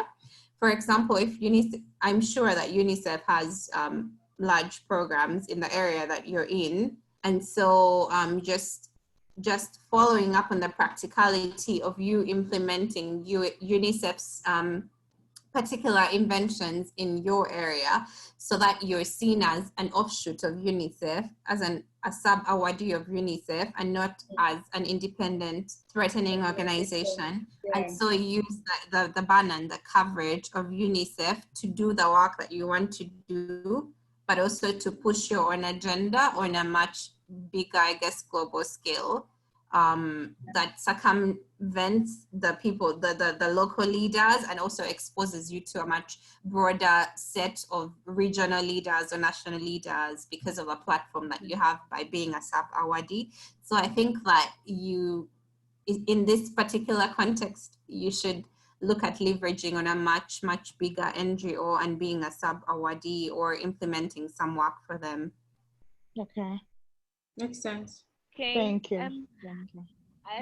What I want to say, based on my experience, like for me, when I moved back to Nigeria in 2012, before I left the country, I've been doing this. So when I came back, it's like I restarted everything all over again. So when I started, like the community we wanted to work with, starting with the community we started working with, so my experience is just to share how I was able over time to break into the Ministry of Education.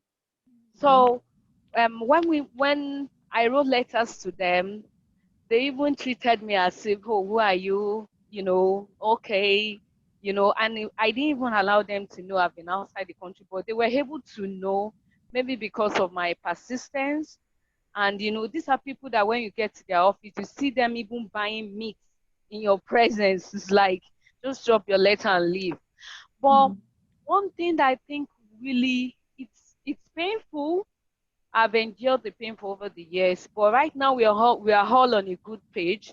Is that every year in August, before the start of a new session, we write reports to them.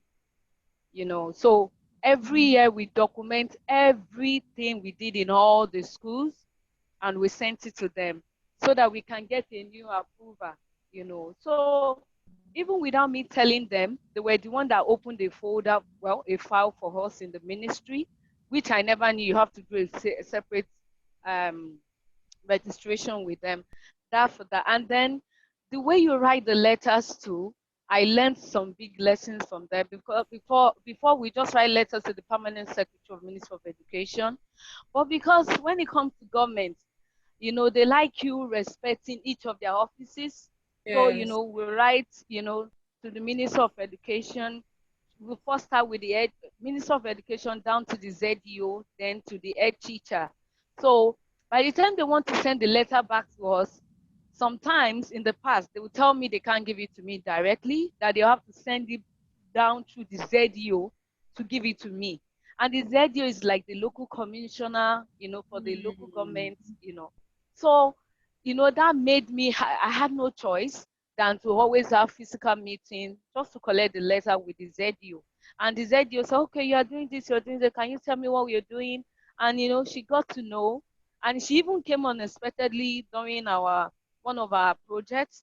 And I never knew they even did a background check on me. When I mean the local, like the land grabbers, they thought maybe I was a politician that wanted to just do all the project just for name.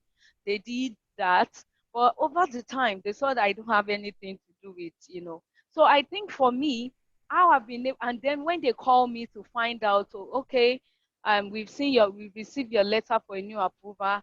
After they call, because I know they are using their credit to call, I will call them back or even send a text to appreciate them. Oh, thank you, and all that. So that has made me kind of giving me opportunity to meet the director of education that they've been changing maybe every two years and every 3 years. So from there, they were the ones that now, kept talking about me within the ministry and to the other. So I think sometimes, just like what she said, they want to know you, they want to see you. So every year, they even noticed when I was pregnant, when I gave birth, when I came back. So they were asking after my children.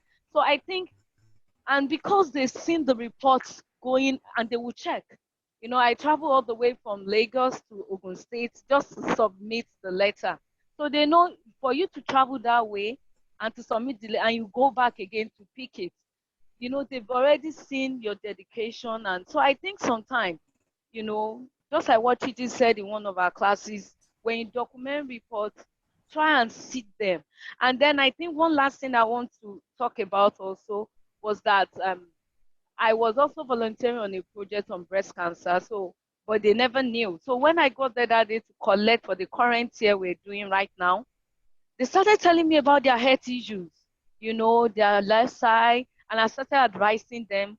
And before I knew, the director of education said, oh, come, let's sit down. They talked to me, they did that. They told me, oh, within 2 weeks, your letter will be ready. This is a letter that once there was a time, it took them like 4 months to give us the letter because they wanted to frustrate me. So I think, and from there, I've gotten to even know the CDA chairman, and they keep talking about other local government that I'm even yet to meet. So I think persistent too, and even whether they don't want to see your face, just keep presenting your report to let them know what you're doing and following through. I think that can also be a key too. Thank you. Hello, good evening. Good evening. Hello. Hello, we can hear you. Hi. Thank you, Chidi. It was really good. Thank you, Sarah, for the time. So I have two questions. One thing that stood out for me was when Sarah talked about the fact that being a social enterprise does not differentiate you. So we need to do more to have, like a stronger USP. So the first question I have is on, she mentioned something about how we can influence jobs or make ourselves sort of like thought leaders. She said that we can take advantage of opportunities to provide input and feedback. So the question here is, how do we do that? In the sense that most of the things that we see are online. So how do we prove that we know something about it? Is there a meeting? How do we make that known? Then my second question was on business forecast. She said that we could check the business forecast for lists of all funding opportunities. So the business forecast has all the lists of the funding opportunities we need for the next 1-2 years or what. And then the next question I have, sorry, 3 questions.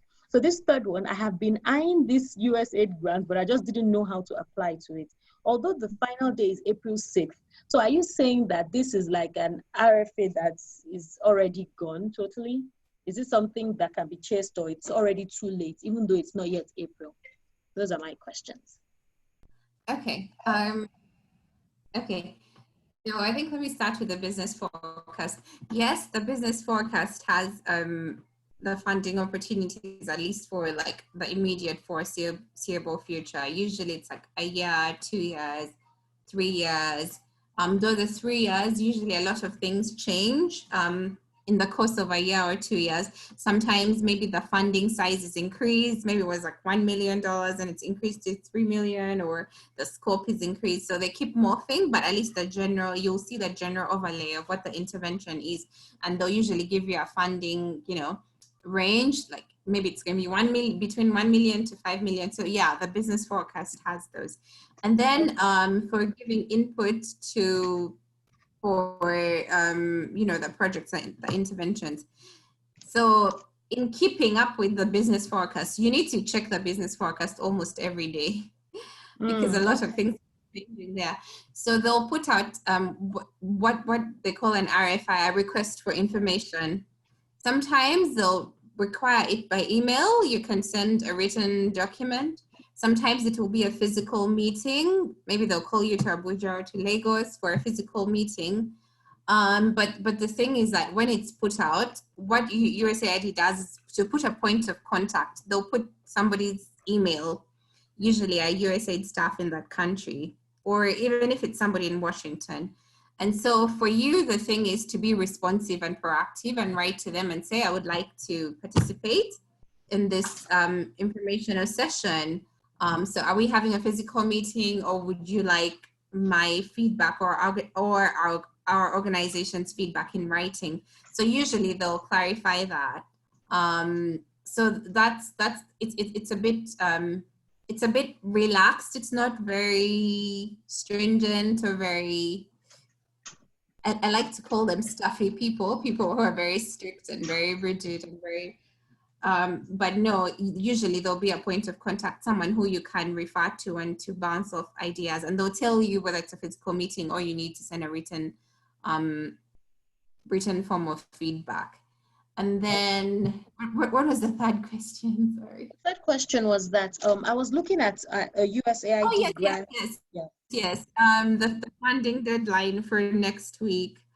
Have you done? I think usually the hardest bit is for people to come up with cohesive budgets that are cost-effective, budgets that are very properly drafted. So have you done budgets for any other funding in like the last 6 months or so? No, none like this. This is huge. As Aisha said, USAID is like a big thing. So I just didn't know how to tackle it, but I know I've been looking at it. But then I just wanted to find out that if there's a week to it. I think this one is a bit too soon because that's literally like next week, yeah? Okay. So I don't think you'll have enough. I think right now use the time to prepare. I think if you look at the forecast, there are other funding opportunities that are coming up. So prepare for those. What I like to advise is that you have drafts of everything. Have draft templates, whether it's for a budget. It will be easier when the RFA or RFP is out for you to just make small adjustments here and there. So use this time to just see what funding fits your work and make draft templates and then bounce that off. If, for example, you're doing budgets, send that to an accountant to review. If you're doing a technical proposal, send it to the technical people to review. So you can just have templates that are more or less 80% done. So I would just take the time to just prepare myself. All right, thank you very much. You're very welcome. Okay, do we have any more questions? Sarah has to go and lay her head. I think it's 11 o'clock in Uganda now. I'm not wrong. Yeah, I'm still very awake. Okay. I don't know if you guys have any more questions for her. Sarah, I think you've done justice. Like, you've done more than justice to tonight's session. And I'm so grateful. Like, I deeply appreciate you. Patience is on this call. I hope you can see why her presentation did not come when you wanted it to come. Because I'm so sorry, Patience. Because Patience was already freaking out that maybe you had traveled or something. You had to tell her to just chill. And we can see why that presentation took a while, because you were really breaking it down to the nitty-gritty. And I'm so grateful for you. I thank you so much. Every single person here is so appreciative of your time. We don't take it for granted. Guys, if we don't have any more questions, we'll have to let her go so that she can rest. And at least if we have more questions during the week, we'll see if we can schedule an office hour, even if it's just for her to give us responses via voice note. But let's take our time to just review today's class and also revert later. Thank you guys so much for tonight's class. Thanks everyone. It was lovely to meet you. Thank you as well. Same here as well. Same here. All right, guys. So I guess it's good night until next week. We'll announce our next speaker next week. Thank you guys and have a restful night. Please, the webinar. Sorry. Guys, we have this earlier so we can just read it. Bye. Bye.